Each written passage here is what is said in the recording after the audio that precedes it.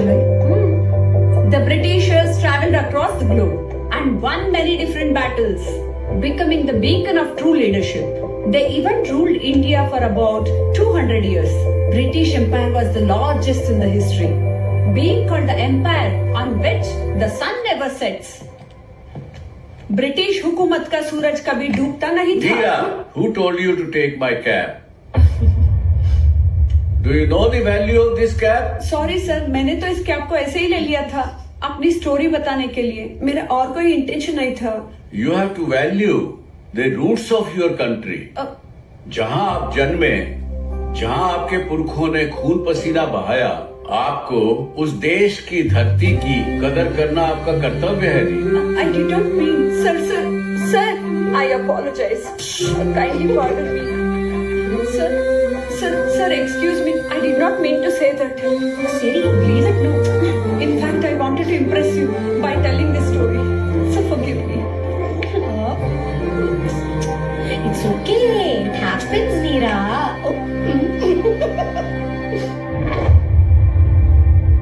Do you know the value of this cab? ये आजाद हिंद फौज की कैब है। नेताजी सुभाष चंद्र बोस की शहादत की निशानी है।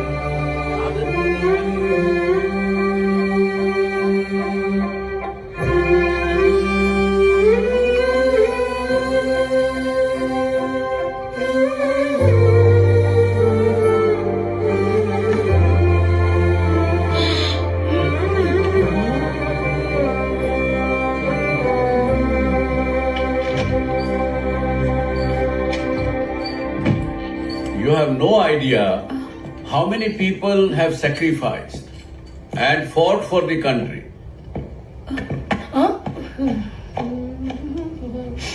हम यहाँ विदेशों में पैसा कमाने आए और अपना कैरियर बनाने आए हैं, लेकिन यहाँ की चकाचौंध में हम भूल जाते हैं कि हम कहाँ से आए हैं।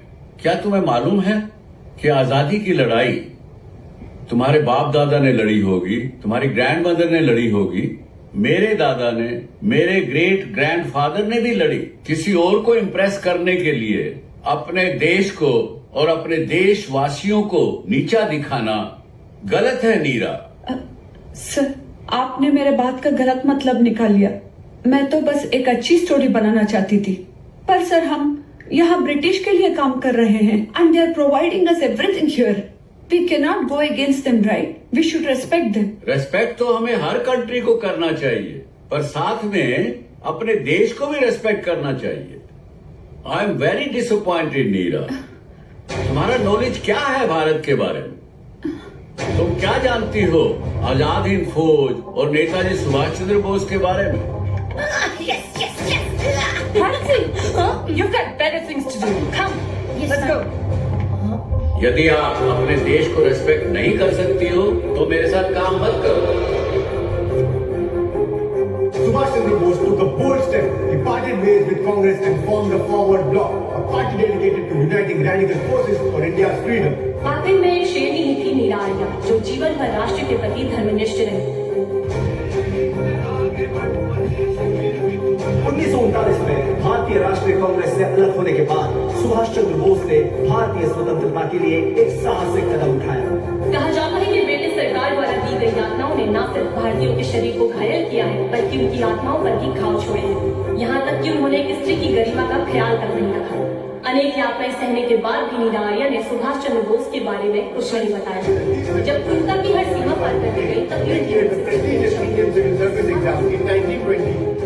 Bose firm believer in complete independence, वे वेश बदलकर अलग अलग पहचान के साथ पेशावर, अफगानिस्तान और शायद एक बार भारत के लोग इस महान स्त्री को भुला दें। सचमुच ऐसा बलिदान न आज तक कभी देखा न सुना। ऐसी नायिका को शत शत नमन है।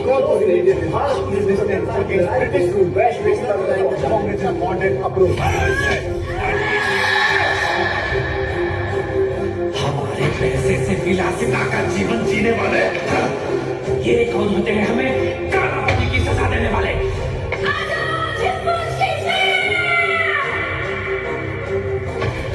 देखो, do you live in India?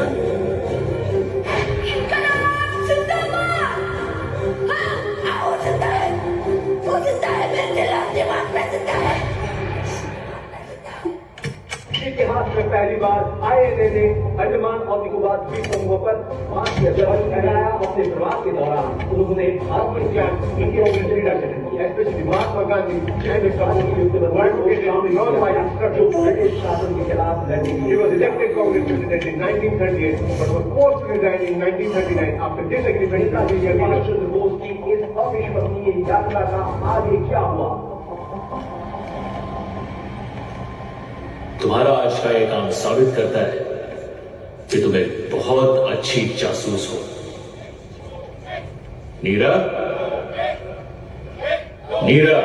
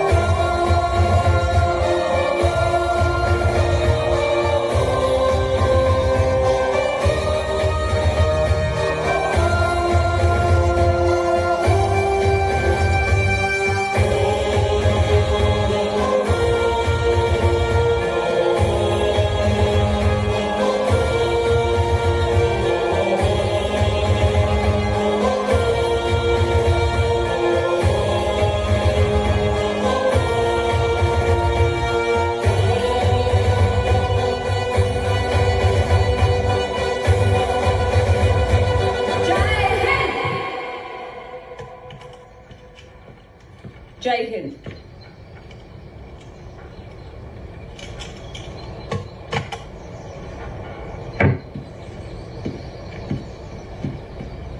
नीरा, सफलता हमेशा असफलता के स्तंभ पर खड़ी होती है, इसलिए असफलता से कभी घबरा मत जाना। यदि झुकना भी पड़े तो वीरों की भांति झुकना। ये जीवन बहुत अमूल्य है और वो इंसान जो अपना जीवन इस धरती पर समर्पित करता है वही मातृभूमि का सच्चा प्रेमी है। एक लीडर को अपनी जमीन स्वयं तैयार करनी पड़ती है, उसके लिए किसी का इंतजार मत करना। आप भारत देश के लिए बहुत कीमती है नेताजी। आपका एक एक कदम हमें प्रेरणा देता है। मैं जीवन भर आपके आदर्शों पर चलने का प्रयास करूंगी। जय हिंद। जय हिंद।